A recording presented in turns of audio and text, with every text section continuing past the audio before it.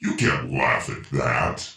You want to notice something about me in comedy where I've never, and the whole time I've been doing this, I never have wanted to get laughs based on a real experience because I feel like I've done no work to get those laughs. Even though a lot of people do the work to get those laughs, I just always felt like that's not a joke. That's like your real experience, and you.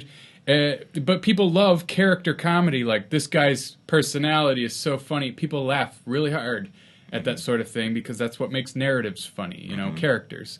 But it's like I've always been afraid of doing that stuff because it's like, oh, this guy. Especially if a guy really said that, it's like I didn't do any work. But like I said, there is work in there. You do bend the truth and you make it work, and you have the delivery and all that. So I think there is a lot more merit than I give it credit for. Sure, and you can kind of step outside of your own because you had like one angle on it. You have one camera angle on it, but there's like, there are an infinite number of other angles that you can take on the same objective situation that I think is I think you can have a lot of fun with that. So. You can call it stretching the truth, or you can call it seeing the truth from another point of view. But there are really any number of ways to take any given situation. You ever not get your security deposit back? I got it back, and actually, I took the whole thing because my roommate ditched me on the last day of hell yeah! Who is also my current roommate. So this was our apartment back when I didn't live in Lakewood, and then, yeah. But yeah, no, I've kept all my deposits, which is just one. Yeah, and I still. I deep clean my apartment like a spring clean kind of a situation. So there's no way that I'm not gonna get their money back unless they do something really shady. So yeah, my apartment in New York, they tried to claim that the scratches on the floor on the hardwood were because of us, and it's like, no, those were 100% there when we moved in. And luckily I had saved, because when we went apartment hunting, I took pictures of every apartment we went into, and so I had pictures of like the floor and stuff, and the cracks, the scratches were there, and so they couldn't hold that against us. Good. So, but they tried. They totally tried. The house that I moved into just now, they didn't fill in any of the holes in the walls, so we made sure that like the property manager knew, and like we had pictures and stuff. So. And by just moved in, you mean the couple years ago. Yeah. The house that I've been living in for 3 years now. Holy shit. Yeah. A little off topic, but I kind of want to write jokes that are like experiences, but you just make everything up, and you can go anywhere with that. But sometimes it's hard to come up with that stuff. It's almost funnier in reality. Yeah. And then to spin it off of a real thing. But. Right. I added that tag to the to my Confederate statue joke that, when I go, I wish I was in Dixie, and Dixie's my horse. Dude came when I was in Alabama. It was in Huntsville. Huntsville's a woke community, not woke, but yeah, there's a lot of scientists there. NASA builds rockets there, so it's not it's not your stereotypical backwoods. Rednecks. It's full of liberal fairies. Yeah, that's what it is. But it's still that Alabamian whatever culture. That's still the root of it. But anyway, so some dude came up to me afterwards and he was like, "Hey, the horse name wasn't Dixie, right?" And so the way I frame it in the joke is, a guy came up to me afterward and he goes, "Hey, that's wrong. The horse's name was Traveler," and that like that gets a good laugh on the punchline. It's partially true, but as he approached me and said, that's not the horse's name, I was like, oh my god, this is the tag like that I'm looking for. So I'm not ending on the song part, and so far it's worked. But it's just that extra creative liberty. Like it's not far from the truth. He did come up to me and let me know that my joke was factually incorrect, which I'm aware of. Like, I know the horse's name wasn't Dixie. But, comedy. Actually, occasionally I do tell jokes, what I think are jokes, about actual experiences, but they never are as funny as things I make up on my own. So I just I'm always like, nah, never again. Like, I'll try it. I'm like, nah, see, yeah, it didn't work, you idiot. don't ever try that again. Yeah. And I'm hard on myself. Like Yeah, that. yeah, you got to work past that. Yeah, I do. You got to You're work right. past that, because on the other side of that, I mean, if you stretch it and commit to stretching it, that opens a lot up. It did intrigue me, the whole 7 years what you see, 10 years what you feel, and then after fear. I do want to. I want to change what I do. I want to go switch from whatever the hell I do now. I would like to keep doing that on the side because it comes easy to me and I've learned how to do it over the years. But I would like to do very different stuff in order to make myself more versatile, but also just because I'm bored as fuck with regular comedy.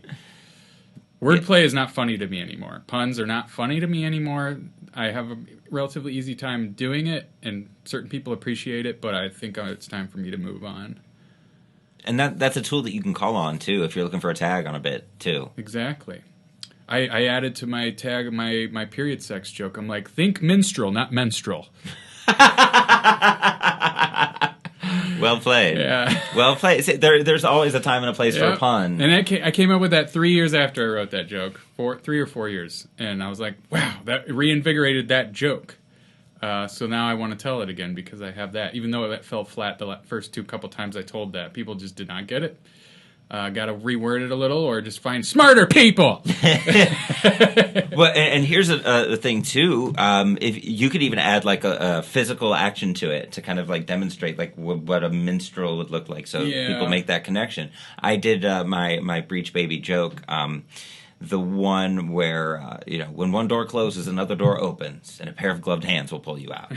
And that wasn't getting the laugh that I wanted. And when I was at Comedy Bar in Nashville. I did one of these when I told that punchline. I like acted like I mimed like rocking a baby, and everybody laughed. Yeah. And since then I've been doing that, and I've gotten bigger laughs. And it's like, holy shit! I didn't even have to add anything to the joke other than one simple little motion, and it totally changed it because I know the line is funny. Yeah, it's just a matter of connecting it to the audience, and sometimes a tiny little motion can like activate something in people's brains, and now you're on the same page. Absolutely. It's so weird. My Little Italy joke would not work without me doing that. Right. It might a little bit, but it's just not the same thing. Right. At all. Right. Which, by the way, I'm very sick of. I don't want to tell that joke anymore. I've been literally telling that joke for about 8 years now, and it's not fun. Yeah. The Antonio part is my favorite. I just keep forgetting to do that. I forget old tags, or like I'll abridge it. But... See, to me, the Little Italy, that builds to that part of the joke. I mean, maybe that's just like coming from a comedy writer standpoint. Yeah. For 3 or 4 years, I would just say I hate Italians after I did that, but that just like got people a little bit weirded out, and it didn't really have like anything going on there except the fact that haha, that's funny that you hate them. Yeah. And people would laugh at that, but it's just not. There's no integrity to that. Not that I think it's offensive. It's just not funny. And you can say it in a way where you're not hitting the nail on the head. You can find ways to they find it more funny when I go, I'm not really too fond of the Italians. You make it real like sweep it under the rug kind of a thing instead of like very overt. I make it implicit in it, or and there's any number of ways that you can. I mean, that's the infinitesimility. I don't know if that's a word, but it is right now, because you can really keep just going deeper and deeper and deeper, infinitely, essentially. I could rewrite all my jokes and they could be better, because unless they're the ones that have extreme word economy, other than that, all of them can be rewritten, and I just am too lazy to do it, and I need to work harder. So. Oh yeah, I'm questioning my last name is Horning bit even. I mean, not questioning it. Like the bit itself works, but it's like, is there room for like cuts? Is there room for like a new tag somewhere? I added. I rephrased the last joke. Like I kind of wrote out the narrative that I want to tell with that bit, even though it's just a series of jokes. Yeah. And kind of the lesson that I want to implant in people's heads without them realizing it. But yeah, we can talk about this forever. What about you, Sarah? I have a lot of work to do this next year. And cue you, Sarah. I didn't even realize that that's what you meant. I thought you were just joking, like you were talking to her. I'm like, that's funny, David. But it's like, no, that's perfect segue. Yeah. Like she was just sitting here listening to us the whole time. I actually like how much work I have on my desk as far as comedy goes. Yeah. Because it was boring before, but now it's like I've gotta sit here and sort through everything I wrote during the pandemic. I wrote a lot. Not intentional, like it came to me instead of me sitting down and writing it. I just let it come to me like I always have. And then write it down immediately. And then I'm very excited to tell all these jokes.